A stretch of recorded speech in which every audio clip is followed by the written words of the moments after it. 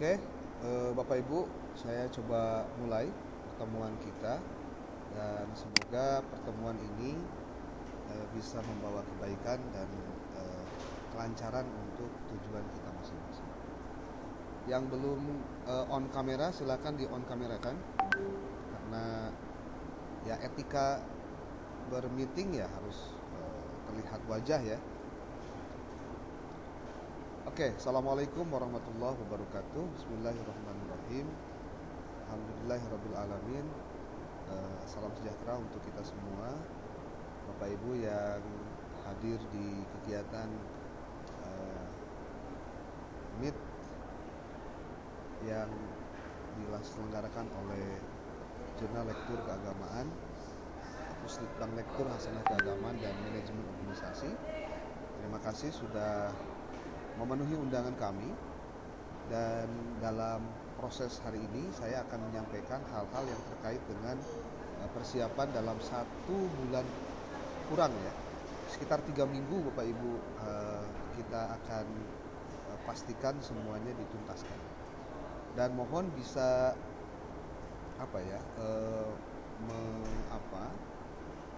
memahami pointer-pointer yang nanti saya sampaikan untuk memudahkan kami dalam rangka menyelesaikan tugas-tugas di lektur ini dalam konteks kepentingan artikel. Pertama, saya share screen saja Bapak Ibu atau presentasinya.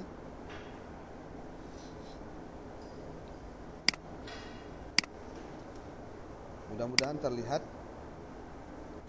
Sudah terlihat nggak Bapak Ibu? Tolong dikonfirmasi. Sudah, Bapak. Ya, sudah. Oke, terima kasih. Bapak Ibu, saya ucapkan terima kasih sudah bisa mengikuti kegiatan ini. Kegiatan ini adalah tujuannya pertama silaturahim, Pak. Yang kedua, penyamaan persepsi dan pemahaman apa yang seharusnya direvisi oleh para penulis artikel. Nah, ini saya sampaikan karena dari section editor sudah selesai, tinggal saya upload di OJS. Ini kalau telat-telat begini jadi repot. Tinggal saya upload di OJS, nanti tinggal Bapak Ibu langsung eksekusi. Kami berikan waktu, saya berikan waktu kepada Anda hanya 2 hari saja untuk melakukan revisi dari section editor. Kenapa 2 hari? Karena kalau sudah selesai dirasa oke oleh section editor, maka akan langsung kita kirimkan ke Mitra Bestari. Dan ketika di Mitra Bestari kami sudah sampaikan, nanti Bapak Ibu perlu diketahui, kami akan informasikan apakah artikel Anda lanjut atau decline. Jadi kalau ditanya, Pak, apakah artikel kami itu sudah otomatis bakal diterima? Kalau saya mengatakan 85% bisa diterima, tapi segala keputusannya nanti tergantung dari Mitra Bestari juga. Mitra Bestari berhak untuk melakukan penilaian, dan kami yang memutuskan nanti apakah artikel Anda layak publish untuk bulan Juni ini atau tidak. Nanti akan saya sampaikan, termasuk dalam surat sudah saya sampaikan bahwa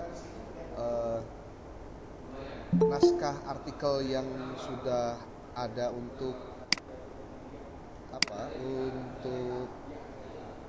terbitan kita itu sudah ada 24 artikel, dan saya bisa sampaikan kepada Anda semua ini kode-kodenya dari kode 1090, 1103, 1106, 1108, 1110, 1111, kemudian ada 1112, ada 1116, 1117, 1118, 1119, 1120, 1121, 1122, 1124, 1125, dan 1126. Ini kalau terlihat di layar Bapak Ibu, 1, 2, 3, 4, 5, 6, 7, 8, 8, 16, 17. Ini ada 17 artikel yang new ya. Sementara ada sebelumnya artikel yang tidak publish di bulan Desember 2022 yang masih kita pertimbangkan, dan mereka untuk terus lanjut dalam penilaian di untuk bulan Juni 2023. Jadi ada 7 artikel lama yang yang masih bisa dipertimbangkan dan si autornya juga siap untuk mengikuti mengikuti penilaian yang atau reviewer dari yang dilakukan oleh kami. Itu. Kemudian yang ketiga, tujuan dari pertemuan ini adalah bahwa penulis artikel memiliki pengetahuan tentang hal-hal urgen apa yang harus direvisi. Nah, jadi mohon Bapak Ibu mencatat hal-hal urgen ini, tidak hanya kalau bisa ini direkam saja tangkapan layar Bapak Ibu sedemikian rupa sehingga nanti tidak ada kesalahan-kesalahan yang sifatnya teknis. Oke. Pertama, pendahuluan Bapak Ibu. Status akreditasi dari Jurnal Lektur Keagamaan adalah Sinta 2 dan saat ini sedang pengajuan reakreditasi, sedang proses penilaian. Mungkin dalam 1-2 bulan ini selesai ya, keluar nilainya, dan kita juga sudah melakukan evaluasi diri terhadap apa yang sudah kita kerjakan. Mudah-mudahan masih bertahan di Sinta 2 karena targetnya memang di Sinta 2. Perlu Bapak Ibu ketahui bahwa sebelumnya Jurnal Lektur Keagamaan itu posisi artikelnya masih bisa berbahasa Indonesia, atau sekarang sudah berbahasa Inggris ketika dipublish Pak. Tapi ketika berproses itu masih bisa dengan bahasa Indonesia. Makanya kami selalu mengingatkan jika dimungkinkan Bapak Ibu mengirimkan naskahnya itu 2. Jadi naskah yang berbahasa Indonesia, 1 naskah berbahasa Inggris. Untuk apa naskah berbahasa Indonesia? Untuk karena beberapa artikel ada yang tulisan bahasa Inggrisnya kurang dipahami oleh oleh mitra bestari kami dan juga oleh section editor, karena pas dimasukkan ke dalam Grammarly itu banyak sekali kesalahan dari sisi struktur ya. Nah, kemudian target reakreditasi adalah Sinta 2 juga, dan diperlukan pemahaman dan kerjasama yang baik oleh semua pihak, baik oleh kami sebagai pengelola ataupun juga Bapak Ibu sebagai autor. Diharapkan untuk bisa kerjasama ya. Kami tidak akan, mohon maaf Bapak Ibu, jika di antara Bapak Ibu ada yang tidak berkenan untuk masuk review di artikel di jurnal kami, mungkin boleh dari sekarang mengajukan untuk mencabut artikelnya, biar kami langsung decline Pak, biar nggak pusing ya. Sebab ada beberapa kasus saya pernah mendapati ada autor yang sudah masuk reviewer tapi pas di tengah perjalanan ternyata dia publish artikelnya di tempat lain Pak. Nah, buat kami itu catatan buruk, dan saya ingat orang-orangnya siapa saja, dan ketika ada pertemuan para pengelola jurnal, termasuk juga ada di grup WA pengelola jurnal untuk hasanah keagamaan ataupun juga tentang sejarah Islam ataupun tentang sosiologi dan antropologi, saya sampaikan, nih autor-autor ini bermasalah nih, tolong disikapi, jangan sampai dia selalu pakai standar ganda ketika mengirimkan artikel. Jadi mohon maaf Bapak Ibu, sampai ketika Bapak Ibu mengirimkan artikelnya, jangan sampai dulu mencabut sebelum ada keputusan yes atau no dari pengelola jurnalnya, gitu. Karena ini menyangkut etika Bapak Ibu, ya. Nah, kemudian saya share screen lagi.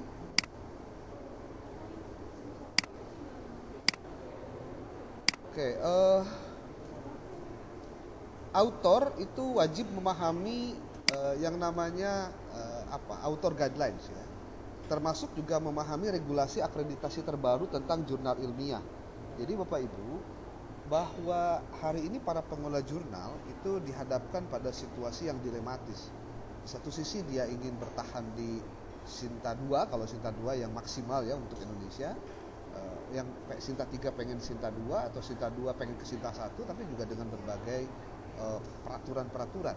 Nah, maka ini pun mengimbas pada apa yang harus dilakukan oleh autor untuk menyesuaikan dengan regulasi akreditasi terbaru jurnal ilmiah. Kemudian seperti diketahui bahwa tiap edisi kami menerbitkan 10 buah artikel. Jadi kalau hari ini kami sampaikan di surat bahwa ada 24 artikel yang masuk pada seleksi untuk diterima untuk direview, jadi bukan diterima untuk publish Bapak Ibu, diterima untuk direview lebih lanjut, maka nanti yang akan lahir atau yang akan ditunjuk atau yang dipilih itu adalah artikel-artikel yang berdasarkan hasil Mitra Bestari dan juga penilaian dari Dewan Redaksi. Artikel ini sudah dalam tataran oke untuk dipublish. Ada 10. Nah, jika semua artikel, 24 artikelnya ternyata berdasarkan hasil Mitra Bestari ini posisinya oke, tapi ada revisi, dan revisinya revisi mayor ataupun juga revisi minor, nah kemungkinan besar akan kami persiapkan juga untuk dilakukan review untuk di bulan Desember. Tapi sekali lagi itu akan sangat tergantung kepada kesiapan Bapak Ibu berkenan atau menunggu atau tidak. Karena kalau sudah masuk review di kita itu tinggal menunggu hasil waktunya saja gitu. Jadi kami tinggal bisa menyebutkan bahwa mohon maaf, artikel yang publish dari 24 ini contohnya hanya 10, sementara yang 14 ini menunggu antrian untuk yang bulan Desember. Nah, nanti yang bulan Desember pun akan kita olah berdasarkan artikel baru yang masuk juga. Nanti kita akan sandingkan lagi, dan karena ada penskoran untuk tiap artikel, maka nanti akan diurut skor mana saja yang nanti bisa diterbitkan untuk di bulan Desember yang akan datang. Yang pasti sebelum ada kata-kata reject atau decline dari kami, artikel Bapak Ibu akan terus kita pertimbangkan untuk dipublish. Cuma mungkin menunggu giliran. Karena kami tidak mungkin menambah jumlah terbitan. Contoh dari 10 artikel per terbitan, kemudian karena di sini ada surplus artikel, kemudian kita tambahkan. Itu akan menjadi image yang kurang baik dalam konteks reakreditasi. Semoga Bapak Ibu bisa paham tentang hal tersebut ya. Jika hasil review editor dan Mitra Bestari naskah dari autor layak muat, JLKA tidak diedisi di 2023 akan diterbitkan di edisi 2023. Itu pun setelah Bapak Ibu melakukan proses revisi tentunya. Tetapi jika rekomendasinya decline atau tertolak, maka disarankan naskah diajukan ke jurnal lainnya. Nah, itu nanti kami akan berikan arahan kira-kira ke jurnal mana Bapak Ibu bisa dilanjut untuk proses review ya. Mungkin artikel Bapak Ibu itu baik, cocok, tapi mungkin bukan posisinya di kita, karena reviewer kita juga memiliki kapasitas untuk bisa memberikan penilaian terhadap artikel Bapak Ibu. Karena pernah kejadian Bapak Ibu itu secara similarity si artikelnya itu di bawah 20%, Pak. Tetapi pada saat direview oleh reviewer kami, ternyata itu adalah transformasi dari skripsi yang sebetulnya skripsinya juga itu milik orang lain, bukan milik dia gitu. Dan si reviewer kami membandingkan bahwa ternyata isi artikelnya itu tidak jauh beda dengan skripsi. Sehingga kita pertimbangkan walaupun dia similarity-nya bagus, lalu ketika di section editor juga lolos, karena section editor juga hanya mengkaji hal-hal yang bersifat seperti author guidelines kah, kemudian juga penggunaan kutipan benar atau tidaknya, tidak pada substansi. Substansi itu lebih banyak nanti di komentar dari reviewer atau Mitra Bestari gitu. Nah, naskah yang diterima ini yang ke-8 Bapak Ibu. Naskah yang diterima setelah review Mitra Bestari nanti wajib ditranslate ke dalam bahasa Inggris oleh penerjemah tersumpah. Jadi tidak hanya penerjemah biasa. Nah, kami sampaikan kepada Bapak Ibu sebagai bentuk motivasi, jika naskah publish, autor berhak mendapatkan uang honorarium. Uang ini Bapak Ibu bisa dipakai untuk sebagai uang pengganti translate. Jadi sebetulnya kalau saya boleh sedikit berbangga diri gitu, Bapak Ibu submit artikel tidak bayar, review tidak bayar, tulisan publish dibayar sama kita, Pak. Jadi saya tidak kalau saya di flyer saya tidak cantumkan bahwa kalau misalkan penulis itu bakal revisi honorarium. Mungkin kalau buat nanti terbitan Desember 2023 akan kita buat kompetitif sehingga nanti akan lebih banyak lagi. Sehingga banyak juga orang yang nanya, Pak, ini kalau jurnalnya kita dipakai honorarium, Sinta 2 Pak, coba cari deh Sinta 2 mana yang gratis kecuali yang milik pemerintah, sebut saja. Kalau kampus-kampus kan sudah berbayar, malah berbayarnya juga tidak murah, Pak. Ada sampai 5 juta, sampai 7 juta. Apalagi kalau nggak ikut nulis harus 10 juta, Pak. Nggak ikut nulisnya enggak, tapi namanya pengen masuk di Sinta 2, ya bayarnya juga tinggi, Pak. Gitu, ya. Nah, ini kejadian yang perlu juga dipahami oleh Bapak Ibu semua. Nah, kenapa ini harus kita sampaikan? Supaya nanti ketika kami memohon kepada Anda melengkapi berkas-berkas, contohnya ketika diterima contohnya, maka jangan heran kalau misalkan kami meminta rekening, kemudian NPWP ataupun juga KTP, itu bagian dari proses pengadministrasian dari honorarium tadi. Oke, Bapak Ibu, terkait dengan pedoman akreditasi jurnal, ini ada 9 hal yang perlu diketahui oleh kita bersama, dan ini penting untuk Bapak Ibu pahami dan harus revisi nanti setelah dilakukan revisi ketika kami nanti upload di OJS, ya. Yang pertama terkait cakupan keilmuan, kedua aspirasi wawasan, yang ketiga adalah kepioniran ilmiah atau originalitas karya, kemudian makna sumbangan bagi kemajuan ilmu, dampak ilmiah, nisbah sumber acuan primer berbanding sumber lainnya, kemudian derajat kemutakhiran pustaka acuan, analisis dan sintesis, dan penyimpulan. Ini kalau Bapak Ibu membaca regulasi tentang jurnal terbaru akreditasi, Bapak Ibu pasti tahu tentang hal ini. Nah, Bapak Ibu, terkait dengan cakupan keilmuan di dalam pedoman akreditasi jurnal, di situ disebutkan begini, Pak. Cakupan bidang keilmuan jurnal ilmiah merupakan indikator mutu substansi yang sangat penting. Jika artikel yang dipublikasi oleh satu jurnal konsisten sesuai dengan fokus dan skup suatu jurnal ilmiah, maka nilai cakupan keilmuan juga tinggi. Perlu Bapak Ibu ketahui, artikel yang masuk ke jurnal kami itu kurang lebih ada 40 buah, Pak. Dari 40 buah itu hampir setengahnya kita decline, Pak, karena tidak sesuai skup, fokus dan skupnya. Karena ketika bicara cakupan keilmuan, fokus dan skup ini menjadi ukuran pertama, indikator mutu pertama. Jadi kalau hari ini Bapak Ibu diterima untuk review, karena cakupan keilmuan Bapak Ibu berdasarkan hasil rapat yang kami lakukan itu cocok dan tepat diterima di jurnal lektur keagamaan. Yang kedua tentang aspirasi wawasan. Nah, ini kalau di aspirasi wawasan ini, aspirasi wawasan jurnal ilmiah diukur dari persentase distribusi asal penulis. Ini saya kutip langsung dari pedoman jurnal terbaru tahun 2021, Bapak Ibu. Aspirasi wawasan jurnal ilmiah diukur dari persentase distribusi asal penulis, negara atau institusi yang diperhitungkan rata dari artikel-artikel terbitan per tahun. Artikel-artikel jurnal yang ditulis merupakan kolaborasi antar negara sebaiknya diprioritaskan. Jika distribusi asal penulis lebih dari 5 negara rata dalam 1 tahun, akan mendapatkan nilai paling tinggi. Sedangkan jika hanya dari 1 negara saja rata dalam per tahun, akan mendapatkan nilai paling rendah. Nah, untuk yang kedua tentang aspirasi wawasan, mohon dicatat Bapak Ibu, kami berharap Bapak Ibu dalam penulisnya itu mencantumkan satu nama yang sekarang sedang di luar atau memang orang luar yang beda negara atau beda benua. Jadi contoh nih, artikel 1090 ya, Pak Arif Sibro, itu kan di artikelnya Pak Arif nulisnya sendiri, Pak, gitu.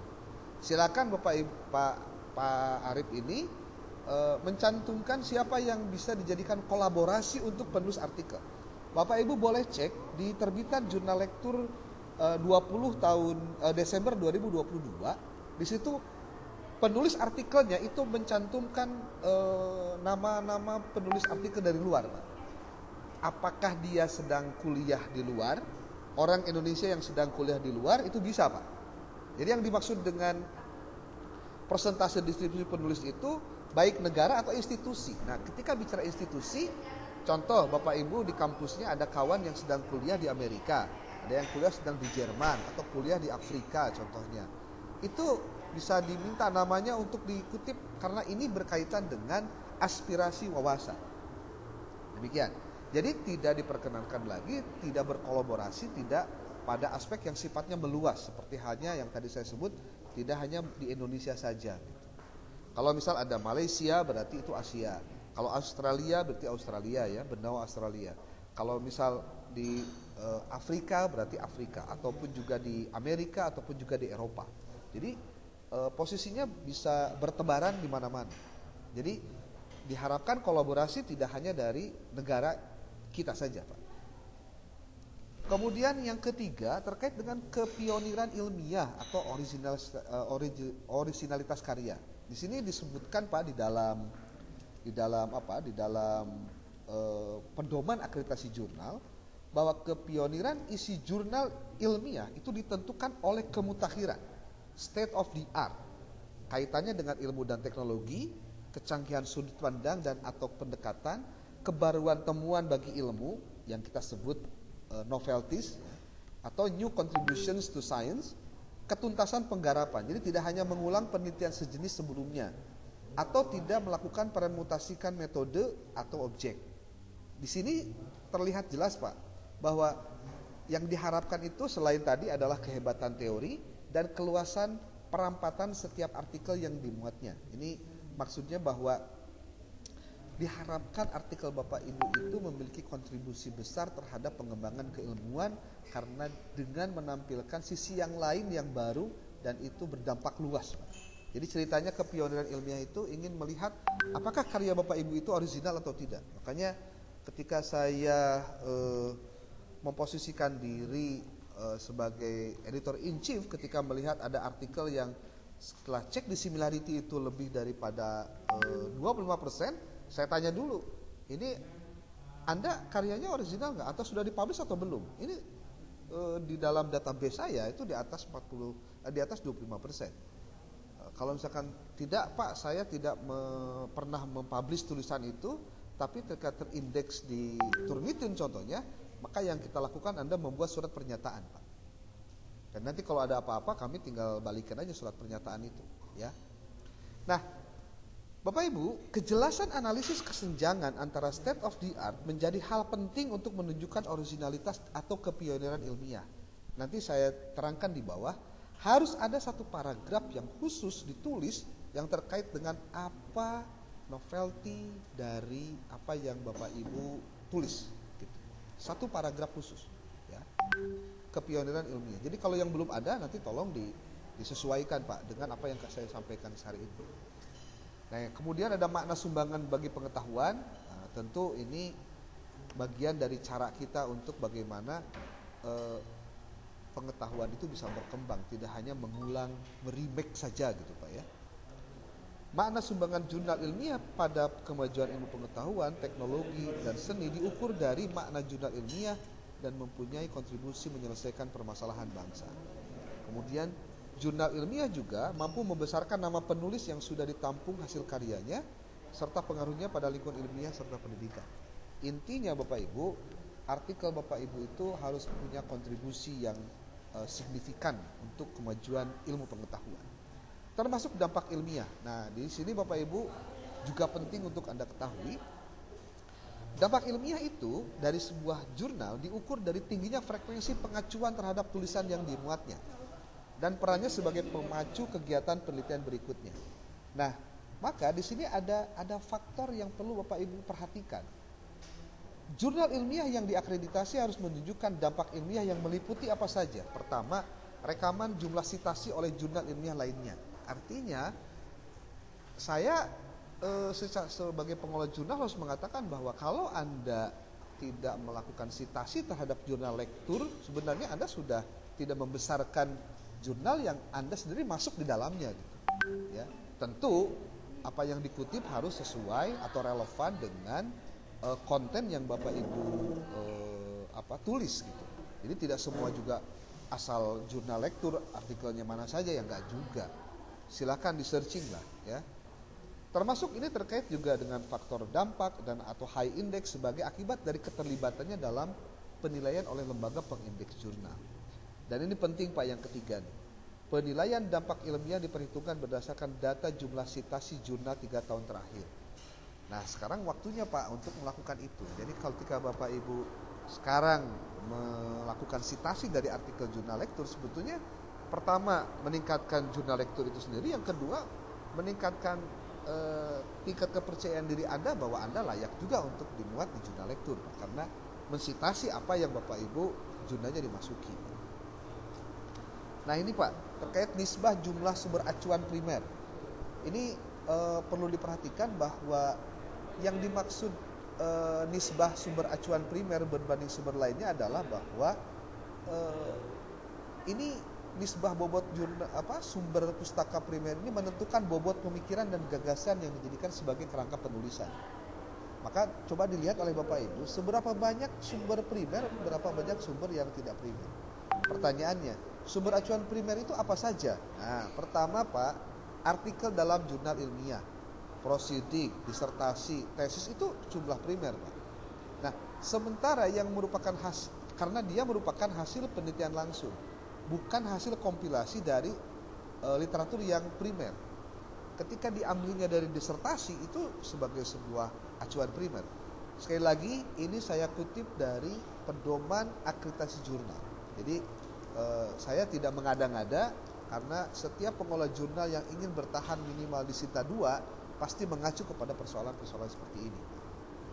Jadi nanti Bapak Ibu silahkan cek di dalam artikelnya, itu sumbernya. Makanya kenapa di jurnal kami itu dipisahkan antara penulisan buku, artikel dengan sumber lainnya. Itu dalam rangka kita langsung bisa mengecek Pak, artikel jurnalnya ada berapa sih yang dikutip oleh si autor.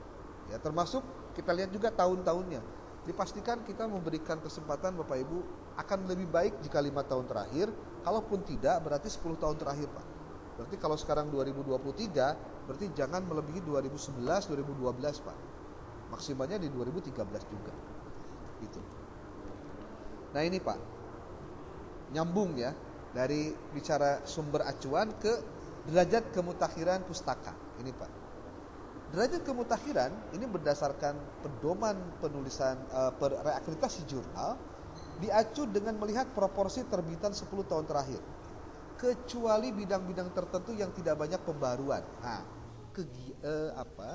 bidang khazanah keagamaan, termasuk juga sosiologi, termasuk juga antropologi, Islam ataupun juga agama lainnya, itu relatif juga tidak banyak mengalami pembaruan. Maka jika ada sumber yang memang lampau dan itu memang dirujuk seperti hanya manuskrip lama, ya mau tidak mau mungkin itu harus sudah lebih daripada 10 tahun terakhir Pak. Nah, karya klasik yang relevan dapat diacu sebagai sumber masalah, tetapi tidak untuk perbandingan pembahasan atau tidak untuk pembuktian originalitas. Pengacuan pada tulisan sendiri, nah ini juga terjadi Bapak Ibu, beberapa artikel yang saya baca ada pengacuan terhadap tulisan sendiri. Ya. Mohon diperhatikan, yang terlalu banyak dapat mengurangi nilai jurnal ilmiah. Maka saya pikir kalau misal Bapak Ibu bisa revisi, cukup satu saja Pak. Yang penting tersitasi saja satu, tidak kemudian jadi banyak. Walaupun karya Bapak Ibu banyak, mohon ini mengacu pada persoalan self citations Pak, berdasarkan penilaian reakreditasi jurnal. Nah, penilaian nisbah kemutakhiran pustaka acuan dilakukan dalam bentuk persentase kemutakhiran pustaka acuan dari total rujukan di daftar pustaka. Jadi nanti dilihat Pak, berapa jumlah daftar pustaka, berapa nilai kebaruan, itu dibagi, itu angkanya keluar. Jadi kalau misalkan ternyata jumlahnya kebanyakan out of date dari sisi tahun, itu berarti bermasalah dari sisi penilaian terhadap derajat kemutakhiran pustaka acuan.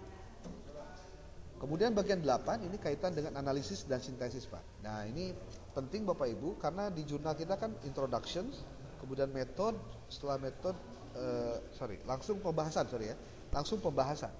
Ketika bicara pembahasan itu kan ada hasil, ada temuan hasil dengan pembahasan. Nah, sebetulnya prosesnya sama, istilahnya itu ada analisis dan sintesis. Di sini perlu ketajaman analisis dan sintesis yang dilakukan secara kritis oleh Bapak Ibu, karena itu dapat meningkatkan derajat dari artikel dan mutu jurnal ilmiah. Tentu ketajaman analisis ini sekurang-kurangnya meliputi apa saja. Nah ini Bapak Ibu, patokan untuk melihat bahwa deskripsi kita itu sudah tajam atau tidak analisisnya. Pertama, apakah deskripsi temuan karya yang membahas secara tajam itu dilengkapi dengan fakta yang jelas atau tidak? Tentu fakta yang jelas itu dilihat juga dari rujukan yang dipakai untuk membahas itu, teori yang dipakai untuk membahas temuan Bapak Ibu. Yang kedua, apakah keterkaitannya dengan konsep atau teori sebelumnya atau kedalaman interpretasi hasil temuan. Nah, ini nanti saya akan coba juga perlihatkan kepada Bapak Ibu di dalam author guidelines yang kita yang kita pernah sampaikan, atau kalau misalkan ada yang belum puas, karena sebetulnya di OJS juga sudah jelas ya tentang author guidelines itu. Jadi harus ada apa saja di pendahuluan, harus apa saja di metode, kemudian lagi di bagaimana cara menuliskan novelty, kemudian juga literatur reviewnya atau penelitian-penelitian yang lampaunya, sehingga masuk ke temuan hasil dengan pembahasan. Terakhirnya di simpulan. Kemudian membandingkan secara kritis dengan karya orang lain. Ini ketajaman analisis, Pak. Ini bahasanya di dalam pedoman reakreditas jurnal adalah sekurang-kurangnya membandingkan secara kritis dengan karya orang lain. Berarti dikonfirmasi dengan teori ataupun juga karya yang sudah dimuat oleh orang lain. Dan yang keempat, menguatkan atau mengoreksi temuan sebelumnya. Ini bagian dari cara untuk bisa memaksimalkan ketajaman dari analisis dan sintesis itu sendiri. Nah, terakhir bagian yang perlu diketahui bersama adalah tentang penyimpulan, karena ini masuk pada kategori penilaian jurnal ilmiah, Bapak Ibu. Penarikan simpulan dapat menghasilkan temuan baru yang dituangkan secara akurat dan mendalam. Dimaksimalkan temuan penyimpulan Bapak Ibu itu dilakukan dengan bentuk yang sangat sangat tepat gitu. Ini telat masuknya ini, siapa Bu Aisyah ya, baru jam 9.35 ini. Ya, maaf Pak. Ya. Anaknya tadi prosesnya lama. Ya. Oke, kemudian untuk terkait simpulan itu harus sesuai dengan tujuan penelitiannya. Bapak Ibu, di bagian pendahuluan Bapak Ibu menyebutkan tujuan dari penelitian ini apa, atau hasil dari penelitian ini apa. Kemudian nanti di simpulan Bapak Ibu harus bisa menjawab tujuan penelitiannya. Jadi jangan sampai kesimpulannya tidak merujuk, simpulan Bapak Ibu tidak merujuk pada tujuan penelitian. Kemudian yang ketiga, di simpulan itu terkait dengan temuan baru dapat berupa teori, postulat, rumus, kaidah, metode, model, prototipe atau yang setara. Sekali lagi, ini saya kutip dari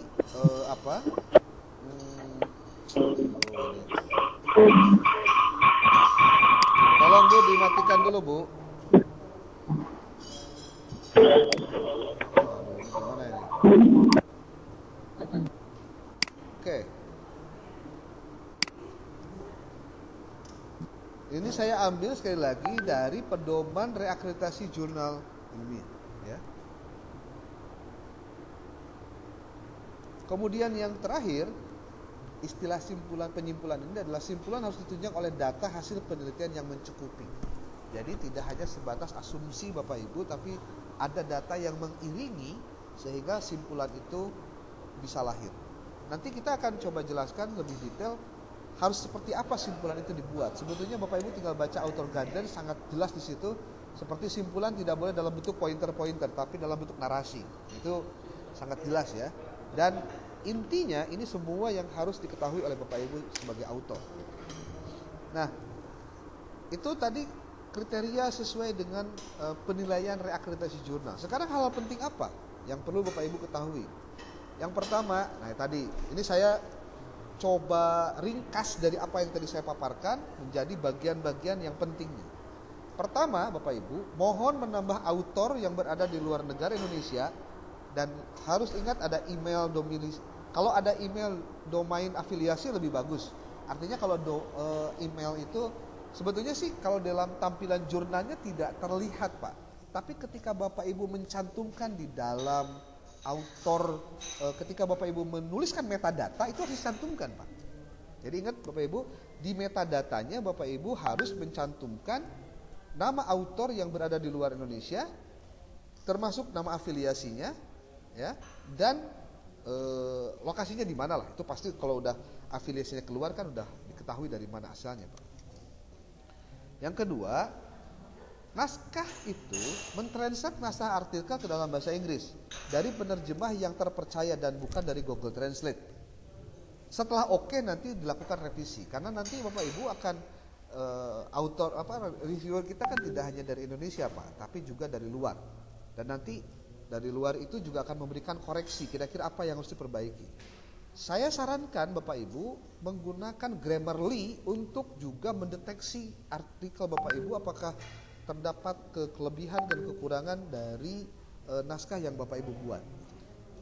Kemudian yang ketiga, Bapak Ibu, penulisan abstrak dalam bahasa Inggris maksimal 150 kata dan bahasa Indonesianya, dan ditulis dalam satu alinea, ada kotaknya itu yang Anda tinggal copy paste saja dari template itu, jadi tidak usah ngambil dari yang lain, itu tinggal ditimpah saja, selesai urusan, ya. Isinya apa Bapak Ibu? Nah, ini yang belum sepaham semua ya. Bapak Ibu mohon nanti dikoreksi. Abstrak tidak dulu bicara tentang pengantar, langsung Pak, tujuan artikel ini adalah bla bla bla bla bla. Jadi tidak usah ada pengantarnya dulu. Kenapa tidak usah? Karena dalam konteks penilaian itu tidak dipentingkan secara normatif, Pak. Karena yang paling penting itu tujuannya, Pak, bukan di latarnya. Karena udah pasti kalau tujuannya ketemu, latarnya juga pasti ketemu, Pak. Gitu. Jangan sampai terjadi latarnya ada, tujuannya nggak ada, Pak, dalam abstrak. Itu repot banget, Pak. Ya, begitu, Bu. Jadi pertama yang harus ada dalam abstrak, ini makanya saya highlight warna kuning itu, langsung Pak, tujuan dari penelitian ini adalah, atau tujuan artikel ini adalah bla bla bla. Langsung kalimatnya tegas jelas, Pak. Enggak sebutnya tuh bias gitu. Termasuk dalam bahasa Inggris. The aims of this article is bla bla bla bla bla, contohnya langsung. Jadi tidak harus berbicara dulu latar dulu langsung ke pendahuluan. Ya. Itu kita coba untuk konsisten penulisan artikel yang nanti dipublish itu sudah sesuai dengan kerangka seperti itu. Kemudian yang kedua, setelah tujuan bicara metode singkat, termasuk metode itu ya pengambilan datanya dengan cara apa, kalau misalkan narasumbernya siapa, teknik pengambilan datanya seperti apa, lokasinya di mana, kapan waktunya, itu juga menjadi bagian dari metode penelitian atau metode singkatnya. Lalu ada hasil, simpulan dan implikasi. Itu dalam 150 kata. Jadi jangan sampai Bapak Ibu bikin, karena yang pertama kali dibaca oleh siapapun yang membaca naskah Anda itu adalah abstrak. Jadi kalau abstraknya, maaf bahasanya justru kemana-mana, itu menunjukkan bahwa cara berpikir kita untuk menyusun abstrak juga kemana-mana, Pak. Gitu, Bu, ya. Jadi tolong di highlight bagian ini, yang penting nih bagian abstrak. Tujuan, metode singkat, hasil, simpulan, dan implikasi hasil penelitian. Hanya 150 kata, dan dipastikan itu juga ada bahasa Indonesianya, Pak. Ya, selain bahasa Inggris juga ada bahasa Indonesianya. Nah, kemudian ini juga hal-hal penting, kita masuk ke bagian-bagian yang selalu menjadi bahan perhatian setiap penilai akreditasi jurnal, Pak. Pertama, Pak, Bu, mohon untuk memastikan di pendahuluan atau di introductions ada satu paragraf yang berisi penelitian terdahulu dan menunjukkan novelty atau state of the art dari artikel Anda secara nyata, secara eksplisit, Pak. Gitu. Di pendahuluan. Jadi kalau misalkan sampai hari ini belum nyata, ya dinyatain, Pak. Ya. Kalau perlu Bapak Ibu, nanti dalam naskah Bapak Ibu Anda highlight bagian-bagian menurut Bapak Ibu penting, dan itu diberikan komen untuk menunjukkan bahwa ini loh penelitian terdahulunya, ini loh novelty-nya, ini loh gitu. Itu untuk memudahkan, ya, untuk memudahkan.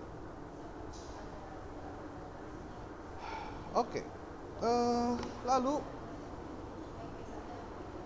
Selanjutnya, yang nomor 2, kejelasan analisis kesenjangan berdasarkan state of the art menjadi hal penting untuk menunjukkan originalitas atau kepioniran ilmiah.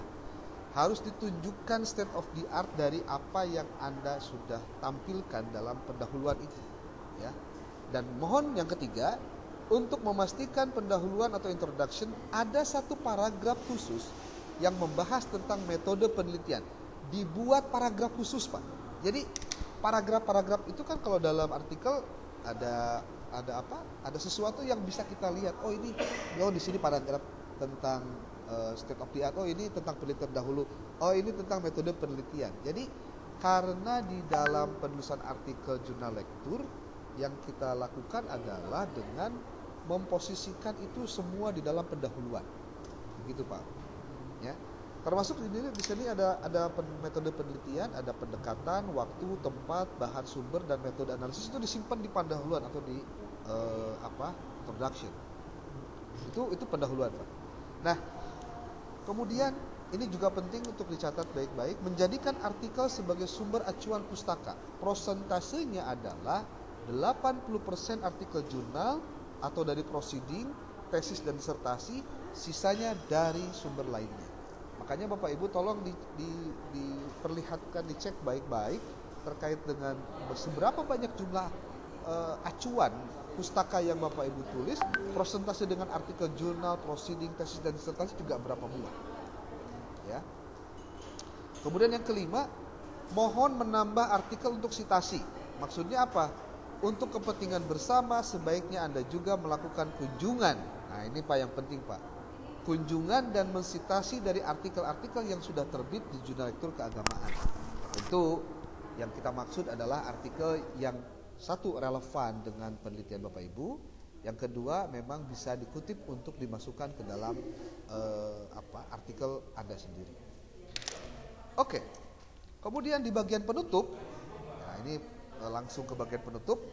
Penarikan simpulan dapat menghasilkan temuan baru yang dituangkan secara akurat dan mendalam. Ya. Simpulan harus sesuai dengan tujuan penelitiannya. Temuan dapat berupa teori, postulat dan seterusnya. Tadi sudah disampaikan oleh saya di sesi tentang panduan penilaian akreditasi jurnal ilmiah. Kemudian simpulan harus ditunjang oleh data penelitian yang mencukupi. Harus secara eksplisit menuliskan implikasi penelitian Anda. Tolong dicatat baik-baik bagian ini Pak. Harus secara eksplisit menuliskan implikasi penelitian Anda. Ya, ini untuk bagian di penutup Pak. Nah, Bapak Ibu, dan suka banyak yang lupa Pak terkait masalah redaksi penulisannya. Ini hal penting keempat adalah pengutipan menggunakan reference manager, dalam hal ini Mendeley, dengan style Chicago Manual of Style 17th edition full note. Adapun untuk penulisan halaman ditulis secara manual di akhir Pak, diakhiri dengan titik, jangan lupa. Makanya kalau Bapak Ibu ingin tahu bagaimana cara penulisannya, Anda bisa lihat link YouTube ini Pak. Nanti saya kalau Anda lihat ini nih link YouTube-nya nih. Saya bikin video singkat tentang bagaimana cara melakukan sitasi dengan Mendeley di jurnal lektur. Bapak Ibu tinggal cek saja judulnya nanti di sini. Oh, the first day that we signed up for Monday.com, our department was already able to connect our processes, our software, actually everything into one centralized place. So the first day. Oke Bapak Ibu, ini nama apa? Assalamualaikum. Judulnya cara membuat sitasi untuk artikel di jurnal lektur keagamaan dengan Mendeley. Ini saya sudah bikin tutorialnya, dan sebetulnya tidak susah ya, mudah ya, karena tinggal menuliskan. Yang penting sesuai dengan. Halo semuanya, assalamualaikum warahmatullahi wabarakatuh. Kembali lagi bersama saya Astria Purwati. Maaf, klik ya. Nah ini. Silakan nanti ditulis saja judulnya, nanti tinggal muncul di sana Pak. Oke, kita lanjut ke yang lain Pak. Nah terus Bapak Ibu tolong diperhatikan juga terkait pengacuan, Pak. Jadi saya masih juga melihat ada artikel yang ditulis oleh autor ternyata dikutip dengan gaya APA, American Psychological Association, sehingga otomatis itu pasti dikembalikan dan mohon direvisi dulu, Pak. Ya. Nah, di dalam pedoman penulisan penilaian jurnal itu ada bahasa begini, Pak. Gaya pengacuan seperti Garuda kurung buka 2013, dalam Arjuna 2015, dalam Sinta 2017. Nah, bukanlah merupakan cara pengacuan yang baku dan sebaiknya dihindari. Jadi saya tidak berharap artikel Anda mengutip dari sumber yang sekunder atau mengutip dari yang seharusnya ada sumber aslinya. Jadi merujuk langsung ke sumber primernya, bukan ke sumber yang dibuat seperti tadi. Nah, untuk penulisan daftar pustaka sekali lagi lihat template. Pastikan Anda lihat template bagaimana penulisan buku dulu, artikel dulu dan seterusnya. Itu tolong diperhatikan, ya, tolong diperhatikan. Nah, summary-nya pertama di ruang lingkup harus harus sesuai, novelty-nya harus nyata, ada paragrafnya juga, tujuan juga harus nyata dalam dalam abstrak itu terlihat banget gitu. Metode juga harus nyata dalam abstrak, implikasi penelitian juga di abstrak dituliskan, di penutup juga ada, Pak. Kemudian minimal referensi. Nah, kalau ditanya, Pak, minimal referensi berapa? Saran saya sih di 15 buah. 15 buah juga sebetulnya sedikit, Pak. Kalau memang bisa lebih daripada 15 buah itu sangat disarankan, Pak, ya. Kemudian selanjutnya bahasa ada dua, ada Indonesia, ada juga Inggris dipersiapkan, Pak. Yang kedelapannya penulis itu afiliasi dari luar. Itu penulis di luar itu bisa orang Indonesia yang ada di luar sekali lagi, atau memang orang luar yang tinggal di luar.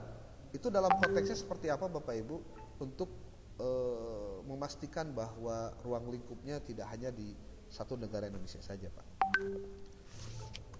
Oke, saya pikir itu terakhir dari sharing saya kepada Bapak Ibu semua, karena ini hal yang penting untuk diketahui oleh kita semua, maka hal ini perlu didiskusikan kepada Bapak Ibu semua.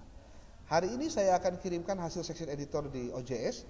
Silakan langsung Bapak Ibu eksekusi, sehingga nanti tidak perlu lagi menunggu lama untuk saya konfirmasi. Beberapa autor ada yang juga tidak menuliskan profil OJS-nya dengan lengkap, sehingga saya harus mengirimkan via email, tidak via WA. Harusnya langsung ke email sebetulnya, ke WA maksudnya, biar langsung diterima oleh tangan para autor. Oke, untuk selanjutnya saya mohon ada yang silakan, kalau ada yang mau ditanyakan terkait persoalan ini dipersilakan. Ada satu. Silakan raise hand. Ya, Bu Novi dia. Silakan. Terima kasih Pak Mulyana, saya Novi Diahrianti. Naskah yang kemarin saya submit itu ada di 1103. Kebetulan begini Pak, kemarin itu yang mensubmit adalah kawan saya. Namun di metadata di OJS itu kan kok urutannya menjadi dia yang pertama begitu ya. Pertanyaannya, apakah kemudian nanti bisa dipindah sesuai dengan urutan yang ada di artikel? Kalau artikel Ibu tulis aja sesuai dengan artikel. Jadi artinya artikel sesuaikan saja nanti penulisannya. Nanti juga saya akan konfirmasi ulang sebelum dipublish kalau memang revisi Ibu maksimal dan seterusnya. Nanti penulisan untuk di dalam naskah itu nanti kita akan konfirmasi ulang. Begitu. Oke. Baik, ya. Terima kasih Pak. Itu dulu. Siap. Siapa lagi? Tapi yang tadi saya sampaikan bisa dipahami ya, Bapak Ibu. Halo. Ini yang hadir bisa, hanya 10 orang ya? Wah, bisa Pak. Ya.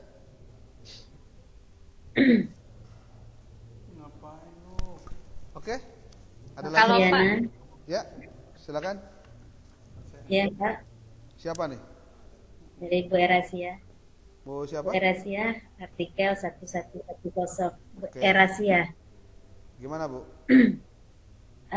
Ya, jadi artikel yang nanti dalam bahasa Indonesia dan bahasa Inggrisnya yang seterjemahan itu disubmit ulang di akun berarti ya Pak ya. Gimana, Bu? Ulangi. Artikelnya Oh. itu disubmit ulang nanti lewat akun yang bahasa Inggris dan bahasa Indonesia. Iya, Ibu bisa tulis di situ atau Ibu di add discussion aja, Bu. Jadi biar langsung kelihatan tahapannya, revisinya ke bawah. Jadi tidak ditulis di atas. Itu nanti biar saya yang ngatur Oh itu. gitu. Jadi agar terlihat Oh, gitu. ada apa ya sebutnya history ya, historinya itu di add discussion aja, Bu. Di add discussion. Jadi Ibu Iya. mengirimkan artikel berbahasa Inggris, mengirimkan bahasa Indonesia, Oh, itu di add discussion karena nanti Bapak Ibu silahkan cek hasil review dari SE dari section editor kami itu di add discussion ya. ya. Demikian, Bu. Baik Pak Mulyana, terima Oke. kasih. Kita sebenarnya kasusnya hampir sama dengan Ibu apa tadi, Ibu Novi tadi, Ya, karena yang mensubmit kawan. ya. Jadi Jadi nama penulis itu nama kawan yang pertama, yang seharusnya nama saya yang pertama di Ya, apa itu. makanya nanti Karena kita pengalaman ya. jadwalan kemarin buat akun. Jadi Bu, pengalaman aja. Jadi jangan sampai kalau sebaiknya yang submit itu penulis satu lah, gitu ya. Jangan sama orang lain, nanti dia sendiri yang nulis nanti. Iya. Ya. Oke. Ya karena kita kemarin itu udah bikin akun, tapi ini persetujuan dari belum baru dapat nomor Bapak Mulyana baru pagi ini. Padahal saya Jadi sudah kita submit lewat nomor saya itu tersebar luas, Bu, di OJS itu di announcement ada, Bu. Jadi mungkin dan karena memang saya belum jalan-jalan. dan memang perlu kami sampaikan kepada Bapak Ibu semua kenapa harus konfirmasi untuk di enable. Jadi ini mungkin banyak yang aneh ya. Kenapa sih kok yang gitu-gituan perlu pakai submit? Ibu Bapak, jurnal milik pemerintah itu banyak yang ngehack, Pak. Caranya adalah dengan masuk ke akun sebagai user. Nah, itu masalahnya. Nah, jadi saya sekarang tidak semua orang bisa masuk kecuali manusia, Bu. Jadi pasti dia harus konsultasi dulu. Pak, saya mau submit artikel, mohon bisa ya artinya dia konfirmasi. Saya pasti tanya, alamat email apa yang Anda gunakan untuk daftar? Alamatnya ini, Pak. Oke, kalau alamat itu ada, langsung saya eksekusi. Enable itu nggak lepas dari nggak lebih dari 20 detik selesai, Bu. Sebenarnya cuma enable doang. Kalau bahasa kita mah validasi lah, verifikasi. Jadi nanti Anda dapat notifikasi. Jadi supaya memperkecil hacker bisa masuk untuk merusak OJS, Bu. Karena OJS tuh gampang banget dihack, Pak. Karena dia open journal system gitu. Ya. Demikian ya, Ibu. Oke, terima kasih Pak. Ya. Ada lagi yang lain? Oke, Pak Arik, silakan, Pak. Baik, terima kasih atas kesempatan yang diberikan Pak Mulyawan. Assalamualaikum warahmatullahi wabarakatuh. Salam. Ini Pak, terkait revisi dan perubahan atau penambahan ke dalam bahasa Inggris, itu kami membahasa Inggriskan sekarang, dalam artian nanti setelah artikel kami dikembalikan dan direvisi, atau setelah revisi sudah di ACC, baru kami bahasa Inggriskan. Oke. Gitu Pak. Ya, terima kasih Pak. Siap. Terima kasih Pak Arik. Jadi Ya, Pak, sama-sama. artikel Anda itu akan direview dulu oleh reviewer dari Indonesia, Pak. Ya. Berarti nanti Anda terjemahkan ke dalam bahasa Inggris setelah ada direvisi oleh para reviewer yang bahasa Indonesia. Setelah oke, nanti kita akan kirim ke reviewer yang luar. Setelah Anda menyelesaikan revisi dalam bahasa Inggris yang tadi. Begitu, Pak. Jadi sekarang revisinya bahasa Indonesia dulu juga nggak apa-apa. Kecuali ada beberapa naskah yang memang saya nggak punya naskah bahasa Indonesia Pak, cuma bahasa Inggris aja, ya nggak apa-apa, gitu Pak. Demikian Pak Arik, oke? Sip. Ada yang lain? 2 menit lagi jam 10 nih. Saya akan coba, ini video saya, ini pertemuan kita direkam. Saya coba nanti bantu Bapak Ibu untuk upload di YouTube saya. Nanti Bapak Ibu boleh searching saja untuk kalau misalkan kurang begitu mengikuti dari apa yang saya sampaikan hari ini. Demikian. Nanti bisa diulang lagi lah kalau misalkan di YouTube kan begitu Pak. Ya. Oke. Tidak ada?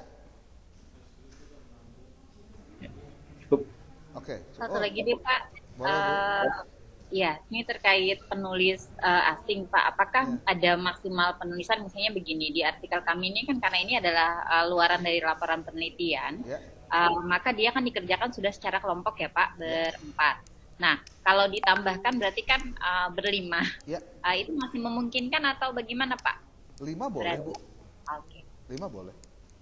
Jadi sebenarnya ini adalah bagian dari cara kita menunjukkan bahwa kita memiliki kolaborasi juga dari luar.